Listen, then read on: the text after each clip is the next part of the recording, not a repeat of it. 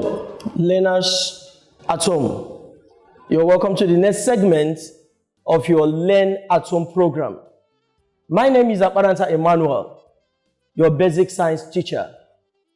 Today I shall be taking JS2, basic science. And our topic for today, energy. The question is, what is energy? Energy is the ability to do work. The quantity of work done is dependent on the amount of energy transferred. When work is done, energy is said to be transferred. Energy is capitalized as the ability to do work. Now look at this. Work done is equal to energy transferred. Work done is equal to energy transferred. Work done is force times distance. And force times distance is equal to energy transferred. And that is it.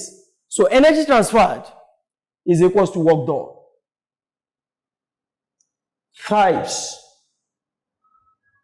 sources of energy. When we talk about sources of energy, energy is sourced from various forms of energy. Energy exists in forms, but it is sourced from various types. Energy exists in forms, but each form of energy is traceable to a given source. Number one, energy is sourced from the sun. The sun is seen as the mother of all energy because the quantity of energy released from the sun on a daily basis, put together in a year, all the living components on earth or in the whole world cannot finish it in a year. Energy is sourced from the sun. Energy is sourced from water. Energy is sourced from chemicals, crude oil. Energy is sourced from the food we eat. Energy is sourced from wind. Energy is sourced from plants. Now may I ask, have you ever seen where a wind blew up the roof of a house? If I were asked you sitting down there, put together with your friends, can you stand up and begin to push the roof of a house where you are standing or where you are sitting now? You realize that it's virtually impossible for you to achieve that. But give the wind during a storm of rain, 10 seconds, 1 minute. By the time the storm is over, you come out and see that enormity or great work has been done within the environment, meaning a lot of roofs have been scattered. That is energy from wind. Have you ever seen where a child is sick? A sick child cannot walk. Now, what do we mean? A child who has no food, who has no nutrient in his system, is so weak, looking malnourished, looking quashotic, and cannot walk. And because of that, when you give the child food, the child has the ability to sweep, the child has the ability to play, the child has the ability to talk, the child has the ability to write. Simply put, that there is energy in food. Have you seen motor vehicles? Motor vehicles uses energy from chemicals in order to move from place to place. So we have energy in chemicals. Crude oil is cracked down or broken down by distillation. And from crude oil you have petrols. Energy from petrol is used in motor vehicles to move from place to place. Woods, stored chemical energy, etc.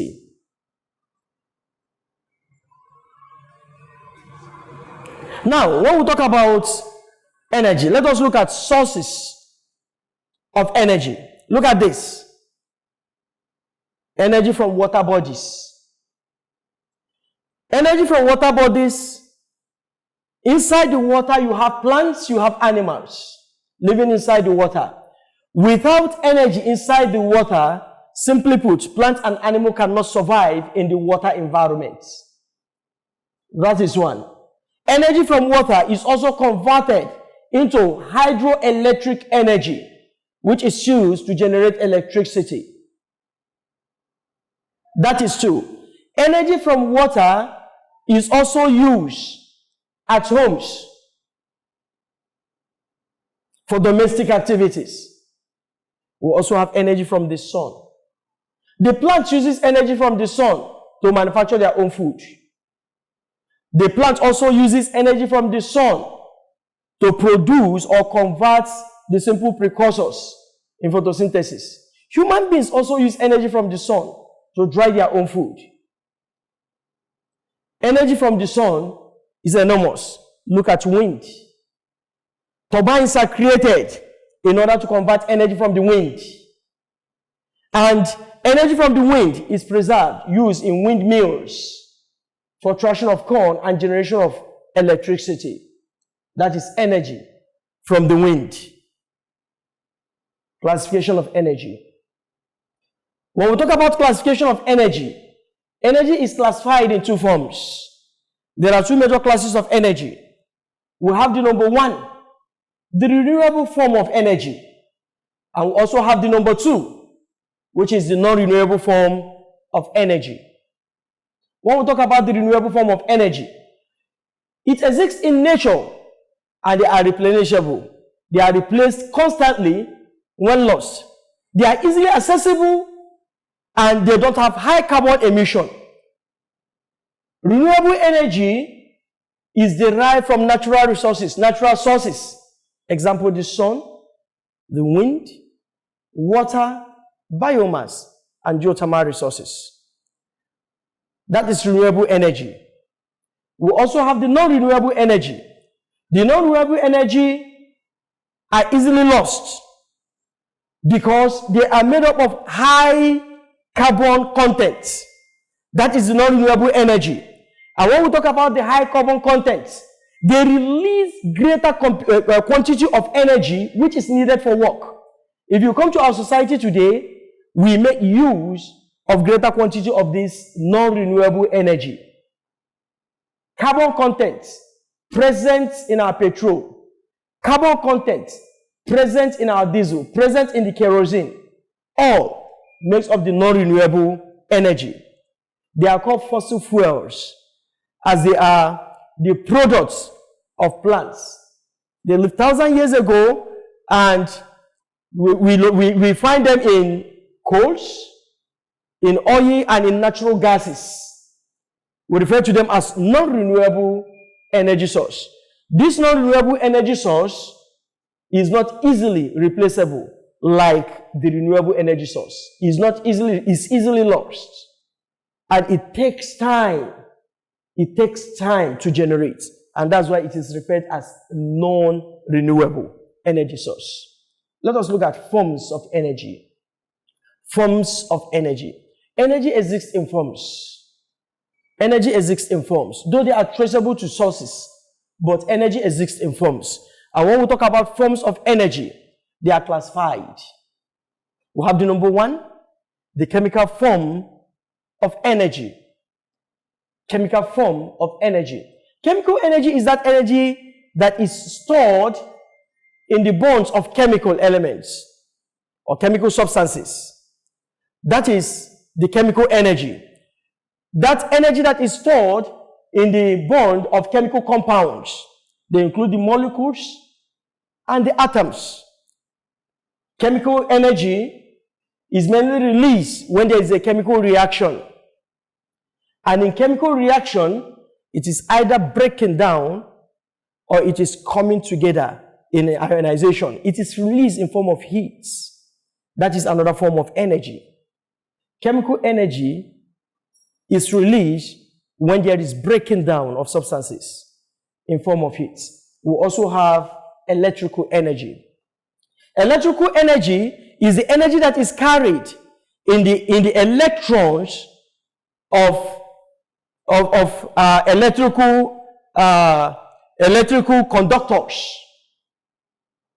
Electrical energy is carried in the electrons of electrical conductors. It goes in form of ions in a circuit, and that is electrical energy. The electrical energy, as we can see, gives us the visibility we have, particularly in our homes. That is electrical energy. We also have the mechanical energy. That is the energy of motion. The energy of motion. It is the energy a substance possesses because of its motion. For example, machines uses this mechanical energy to do their works. Most times we refer to it as locomotive energy. We also have thermal energy.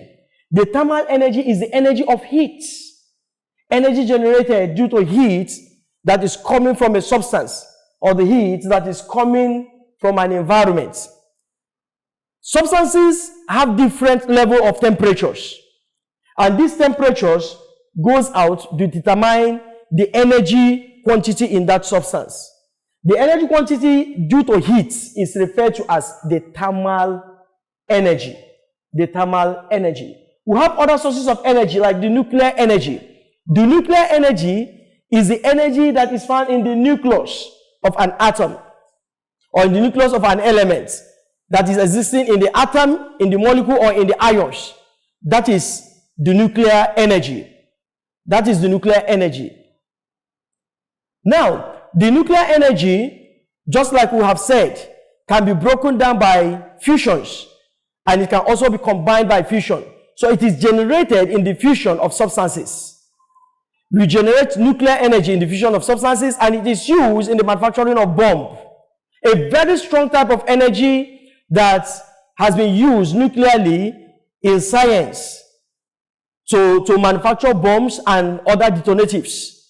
That is nuclear energy. We also have the sound energy. The sound energy is a very wonderful energy that works with the ear. It strengthens the capacity of the ear. It goes in form of vibration, and it goes in a straight manner.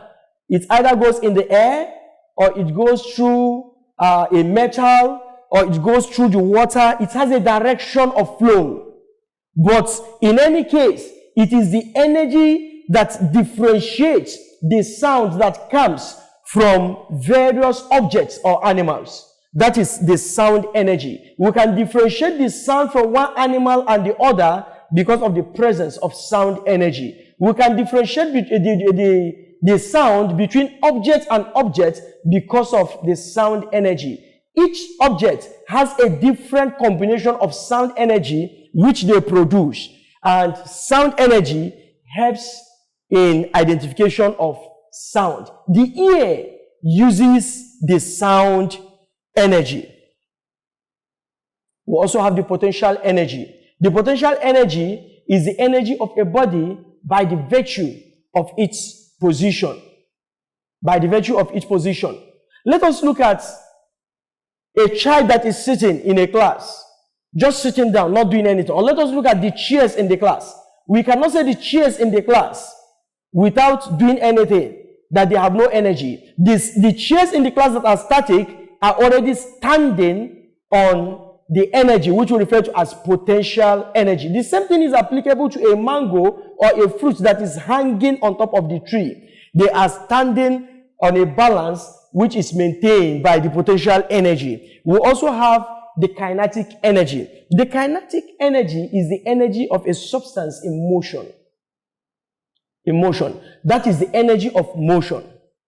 It's the makeup of a moving vehicle.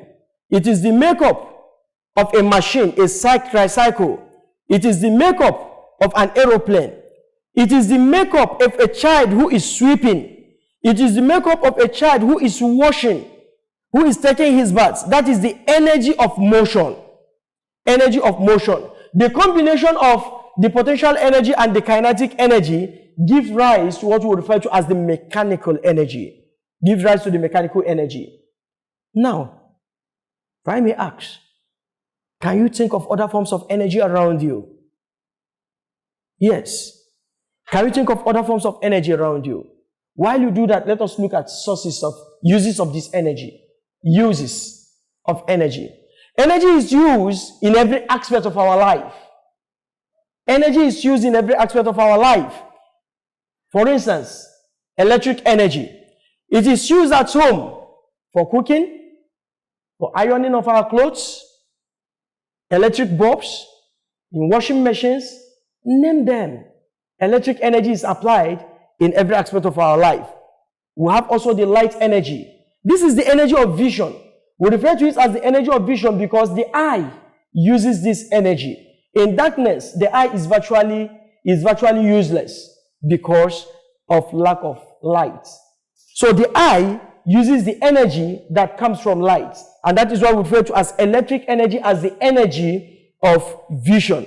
Apart from the eye of organisms, we also have that plants uses the energy that comes from light in manufacturing their food, a process which we refer to as photosynthesis, using simple precursors around the environment like carbon dioxide and water mixed together. Food are manufactured in the presence of light, and that is what we refer to as photosynthesis. We also have the sound energy. Just like I've explained to you before, sound moves in a ripple of waves, and it brings about hearing. It brings about hearing. Yes, the ear of an organism is so much planned in a way that it can receive this ripple of waves, and that is what we refer to as vibration. That is vibration. It's designated to receive sound. It's designated to receive sound, and that is why the ear can identify jingles that is coming from various sounds. We also have the thermal energy. Thermal, simply put, is heat. Heat. Energy coming from excessive heat. Is this seen in heat energy? It is also used in both domestic and industrial purpose for preservation of food substances. And that is it. Mechanical energy. That is the energy of a machine in motion. We refer to it in most cases as locomotive energy. We have energy conversion. Energy conversion. Energy conversion can be seen as the transformation of energy from one point to the other. This transformation can be done through a theorem which we refer to as the kinetic theorem. The kinetic theorem. The kinetic theorem states that matter is made up of small particles such as atoms, molecules, and even ions. And these atoms, molecules, and ions are constantly in motions. And these motions is constantly increased when there is increase in heat. Remember the theory of energy, which says that energy can neither be created nor destroyed, but can be transformed from one form or the other. That is it.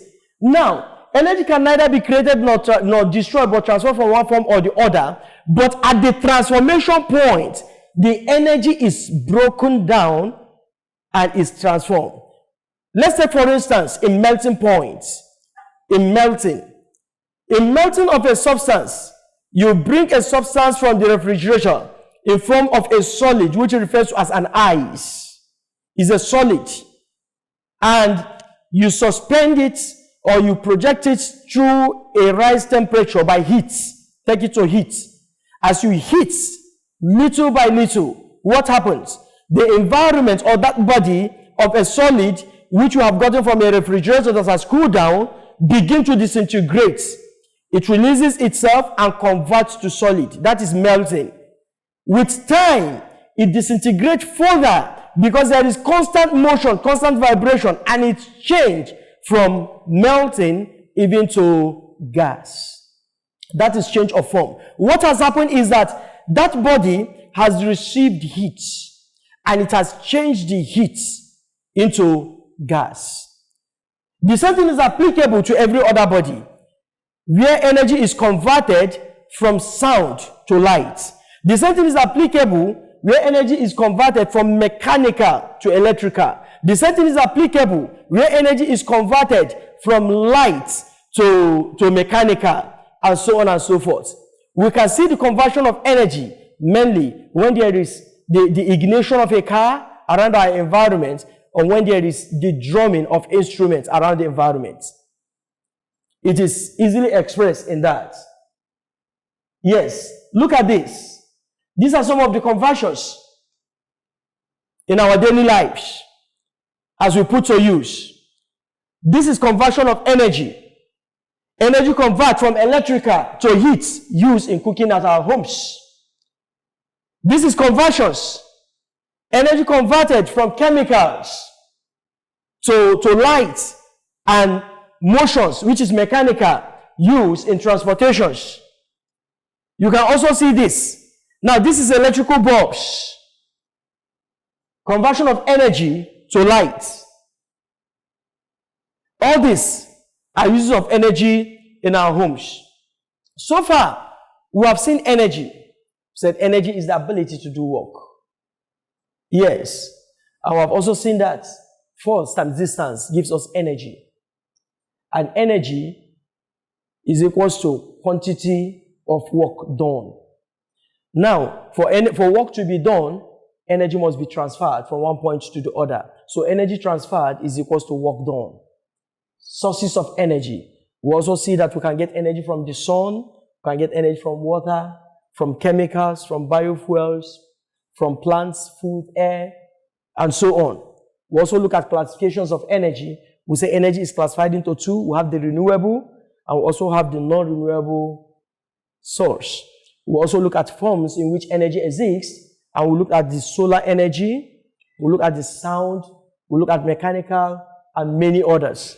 We also look at uses of energy, and we said it is used in every aspect of our life. We also look at conversion of energy, and we said it is converted through a process we refer to as the kinetic theorem. The question I will ask you here now, I know you have your biros, your books and papers, is what is energy? What is energy? I'm sure you're writing that down. Yes. What are the various sources of energy? What are the four forms of energy?